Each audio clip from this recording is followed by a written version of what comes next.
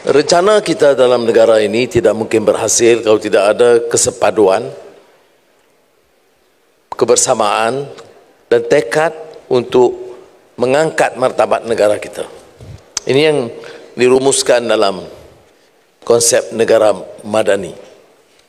Kalau kita mau tingkatkan usaha membantu skim-skim seperti skim keselamatan sosial suri rumah dan memberikan ruang kepada anak-anak kita tentang peluang pekerjaan masa depan, gabungan tenaga kerajaan, majikan dan rakyat itu harus disamakan.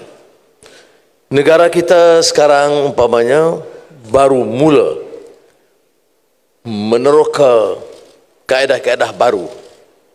Kita tidak mungkin mengekalkan kaedah yang lama untuk membawa perubahan dalam negara kita. Saudara, kalau sering saya sampaikan pandangan Joseph Schumpeter, bila ada krisis, dan memang negara dan dunia dilanda krisis, perang Ukraine Rusia, malapetaka gempa bumi besar Turki Syria, peperangan saudara, beberapa serangan golongan pengganas, ketegangan Amerika negara China, semuanya itu ada tempiasan kepada negara kita. Lebih-lebih lagi dengan kesan COVID-19. Kalau kita terima ini semua sebagai kenyataan dan kita sebut tentang post-normal times, tetapi kaedah kerja kita sama juga. 10 tahun lalu, 20 tahun lalu, sama saja. Tak mungkin kita akan capai apa-apa pembaharuan dan perubahan. Saudara ini dalam majikan, syarikat-syarikat besar tahu ya, bahawa mesti ada kaedah untuk membawa perubahan dalam syarikat untuk berdaya saing dan mampu berjaya dalam bidang masing-masing. Ini yang disebut oleh Joseph Schumpeter, gale of creative destruction.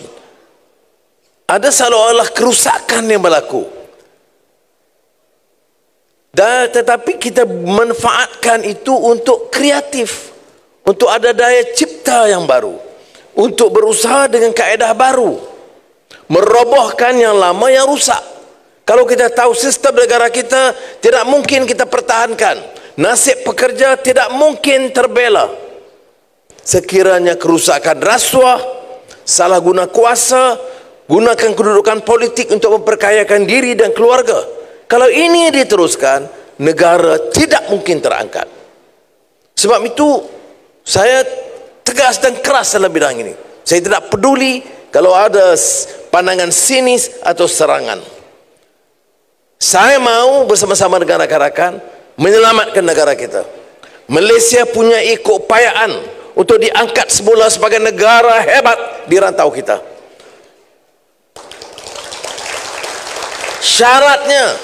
Syaratnya kita mesti bersihkan, dan ini memerlukan bukan saja tokoh-tokoh politik, tetapi juga majikan dan pejabat awam, rakan-rakan dalam bidang penguasaan. Kita harus terima kenyataan.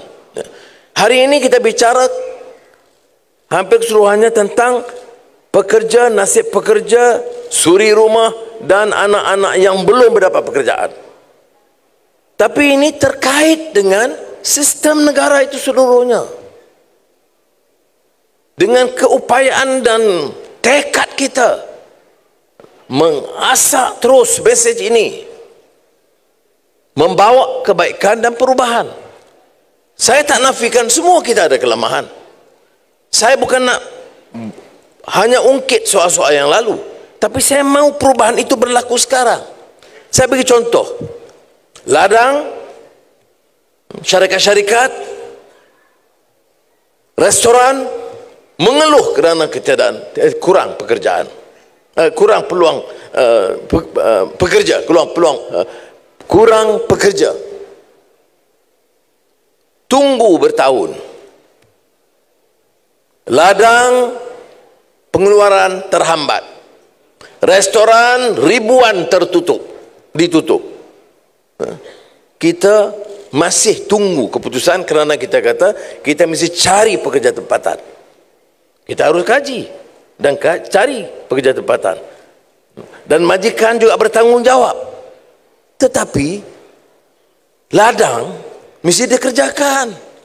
Syarikat mesti diteruskan, industri mesti pastikan production itu jalan. Dan restoran-restoran mesti ada pekerja. Sebab itu sejak bulan lalu saya ambil keputusan dan dengan sokongan Kabinet, khususnya Menteri Sumber Manusia dan Menteri Dalam Negeri, menyatakan kita batalkan semua syarat-syarat orang-orang pekerja asing yang tidak ada permit sekarang, dan daftar mereka, ambil mereka tanpa ejen, tanpa kenakan kos tambahan.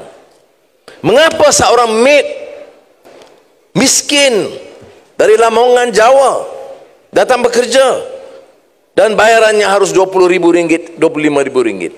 Mengapa dari Bangladesh kita ambil seorang pekerja gajinya RM2,000 tetapi syarat kemasukan mesti RM25,000? Mengapa di Nepal kerajaannya memutuskan dan menetapkan kos hanya RM3,700? Kos perubatan, kos penerbangan, dan semua kos pentadbiran. Dan mengapa kita tidak ada upaya mempertahankan hak pekerja, sama pekerja tempatan atau pekerja luar, menghalang dari apa bentuk penindasan ke atas mereka? Maka kita ambil keputusan, dan saya tahu keputusan itu dibantah oleh segelintir golongan kaya dengan pelbagai ugutan. Tetapi saudara, kita kena ambil keputusan, dan alhamdulillah tanpa proses yang lama dengan kos yang tinggi, kedua-dua kementerian ini termasuk immigration melaksanakan, dan sekarang hampir 200,000 orang pekerja masuk atau didaftarkan tanpa bayar wang haram, rasuah atau menindas rakyat. Dan saya agak mesej jelas. Saya tidak ingin mengatakan bahawa ada kelancaran dan suasana yang bersih di semua peringkat. Tidak. Saya masih dapat laporan di peringkat bawah penguasaan masih ada, dan peranan rakan-rakan untuk melaporkan. Karena saya tidak berhasrat untuk jadi Perdana Menteri untuk mempertahankan sistem rasuah dan bobrok. Itu sebagai contoh, maknanya kita ada upaya. Baik, sekarang Kesatuan Sekerja meluahkan pandangan yang munasabah, iaitu jangan program ini menghambat peluang pekerjaan anak-anak tempatan. Saya beritahu kelonggaran awal ini terpaksa diadakan. Bagaimana satu ladang, sama ada besar atau kecil atau sederhana, yang terhambat pengeluaran dan kita rugi berpuluh bilion ringgit satu tahun kerana kurang pekerjaan. Di ladang-ladang kelapa sawit, ikan yang berada di sini, dan pelbagai lagi industri yang daya pengeluarannya itu terhambat kerana kurang pekerja. Jadi itu kita terpaksa lakukan, walaupun kalau tanya pilihan saya, paksa mereka ambil anak tempatan, latih mereka. Baik, kita beri kelonggaran ini, dan mesej ini jelas kepada majikan. Apa ya? We will do whatever is necessary to assist the companies to be able to be effective, increase their production, and garner as much profit as possible. Tetapi dia kena faham juga, ya, bahawa itu dalam konteks madani maknanya dia jagalah program rakyat, jagalah keselesaan pekerja-pekerja dia. Takkanlah pula kita dah bantu, untung dia dari 500 juta ringgit jadi 1 bilion ringgit, tetapi allowance pekerja masih sama, terutama pekerja tempatan. Sebab itu di ruang lain dulu saya pernah sebut, jangan kita membangun, gedungnya bangun, Tony ya, penerbangan dia lancar, atau kelapa sawitnya itu jenuh, atau elektroniknya itu lebih canggih, sambil membangun, tapi nasib pekerja dirobohkan. Jadi sebab itu saya harap majikan beri kerjasama supaya tidak perlu ada akta baru, peraturan baru. Ini soal conscience, soal humanity, soal care and compassion. Ini yang disebut dalam di antara kerangka madani. Ya, kita mahu kemampanan, sustainability. Kerana negara perlukan, kerana rakyat perlukan. Tapi kita kena pelihara persekitaran. Jangan dirusakkan. Kita pelihara dengan ihsan dan rahmah sekarang. Nasib rakyat, pekerja. Saya sambung soal pekerja ini kerana baru-baru ini saya mohon laporan daripada syarikat-syarikat kerajaan. Dan tertarik dengan usaha PNB dalam ladang kelapa sawit. Sekarang ni kalau kita tanya, anak tempatan, anak Melayu tak mau kerja kelapa sawit. Kerjanya kaedah yang sama 30 tahun lalu, 20 tahun yang lalu. Minimum. Ada mechanization, ada peranan drones, tetapi ini minimum. Jadi saya nak syorkan, bila ada usaha ini, dan mungkin laporannya kita akan hebahkan kemudian, dia terkait dengan mechanization. Bila mechanize, percobaan baru, ya, baru sekitar 300-350 pekerja yang tetap. Saya diberitahu hanya 2 yang berhenti kerana sakit, soal kesihatan. Yang lain itu kekal. Saya ingat 90% anak-anak Melayu kekal bekerja dengan upah sekitar 2,800 hingga 3,000 ringgit kerana ditingkatkan mechanization dalam bidang perdagangan. Jadi saya harap hal-hal ini kita, kalau perlu kerajaan sediakan insentif tambahan untuk mechanization, saya tidak ada halangan. Kalau cepat dia bawa, saya boleh umumkan 24 hari bulan nanti. Kalau lambat, tahun depan. Kalau tak buat, saya akan potong insentif. Baik. Jadi ini saya harap dapat mesej yang clear, ya. Kerana pengambilan pekerja asing terlalu ramai itu hanya sementara. Tidak ada negara yang wajar pertahankan dasar ini. Apatah lagi dia akan mengekalkan kita dalam yang disebut middle income track.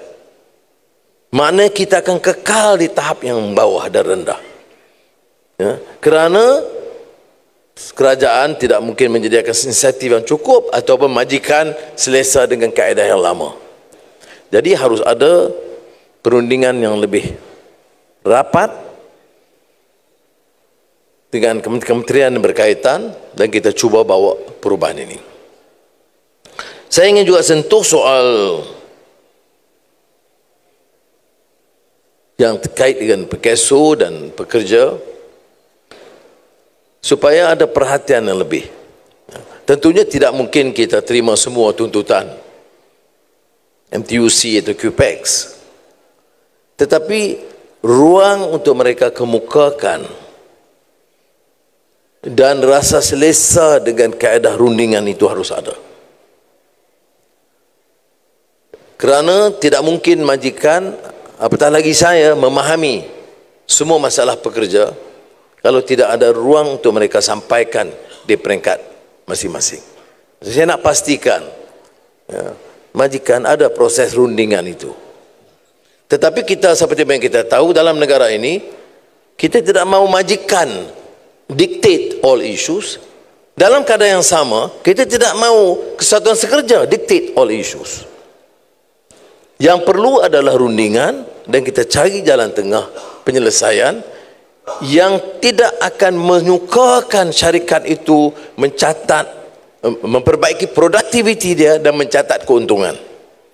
Kerana sudah percaya, kalau tidak ada usaha untuk mempesatkan pertumbuhan ekonomi ini, saya tidak percaya nasib pekerja akan terbela, peluang pekerjaan akan dapat ditambah. Jadi kita terima kenyataan bagaimana nak jaga keseimbangan ini. Keseimbangan untuk pastikan syarikat-syarikat mencatat kejayaan dari segi produktiviti, dari segi keuntungan, dan di samping yang sama dia tidak melepaskan tanggungjawab dia, keprihatinan dan ihsan kepada golongan pekerja dan masyarakat di negara ini. Inisiatif yang diumumkan oleh Menteri Sumber Manusia sebentar tadi, yang kita dengar secara teliti dan saya tidak perlu mengulas, selain dia menyatakan penghargaan, kerana kadang-kadang dalam kesibukan kita ini, majikan pekerja, kita lupa tentang suri rumah tangga. Kalau orang tanya, kerja tak? Tak kerja. Buat apa? Buat kerja rumah saja. Itu umpamanya saya tahu Masa Azizah dulu, dia memang keras menolak tanggapan ini.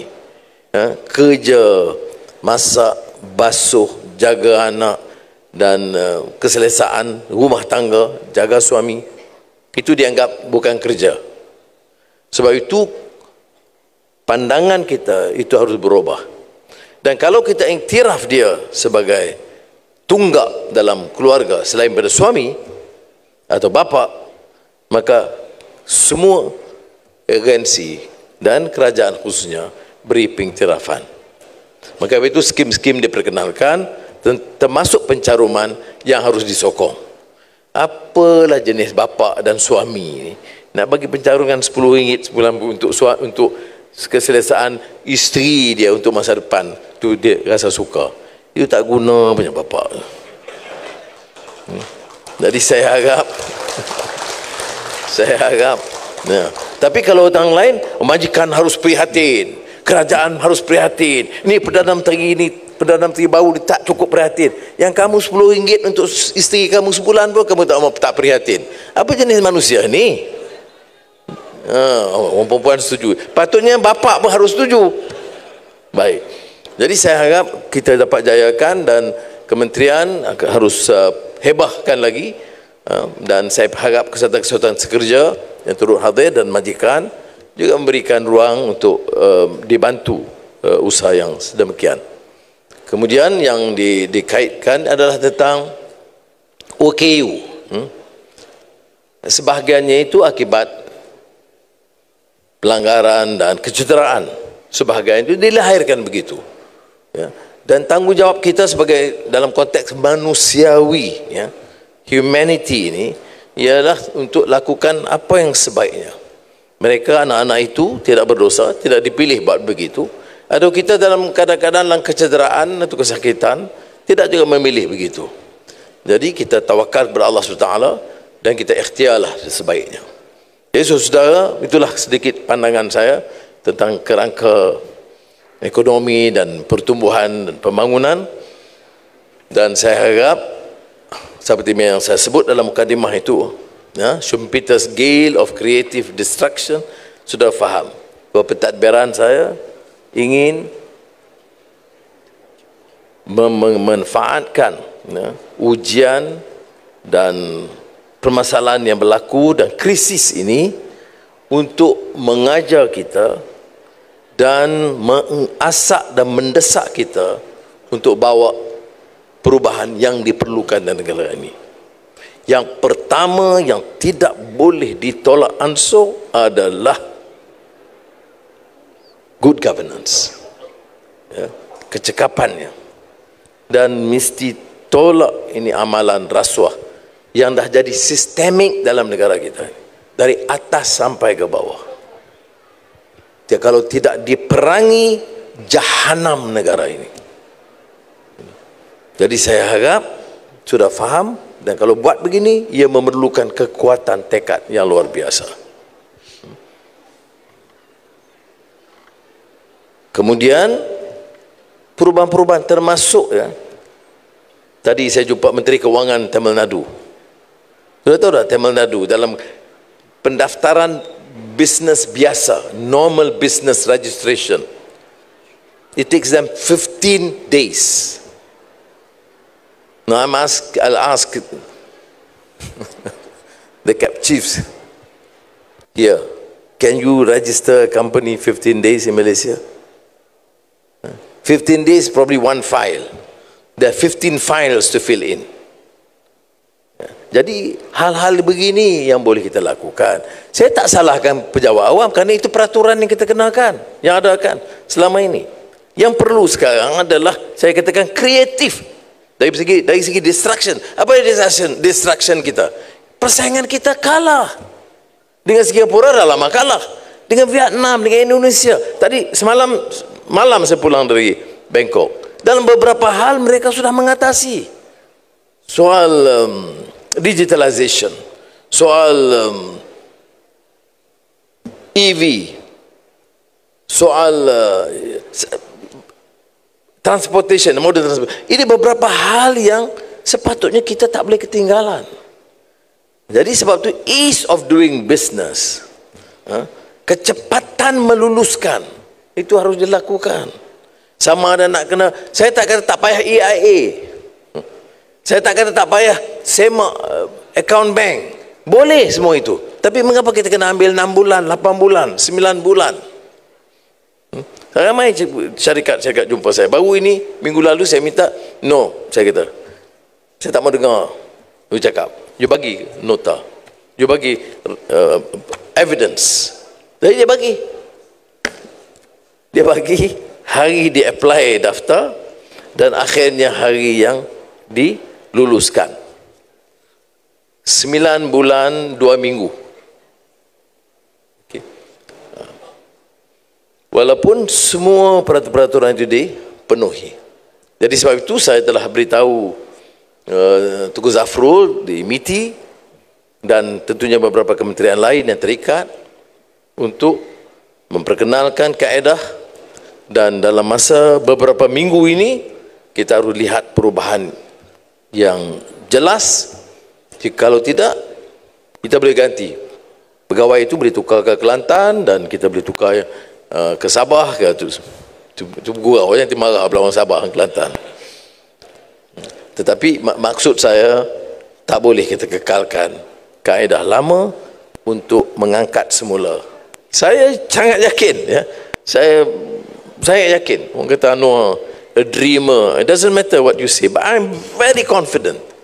Kalau kita dapat push agenda ini, tengok dalam masa 6 bulan, 1 tahun, kita boleh tengok betul-betul Malaysia baru, Malaysia madani. Terima kasih. Wassalamualaikum warahmatullahi wabarakatuh.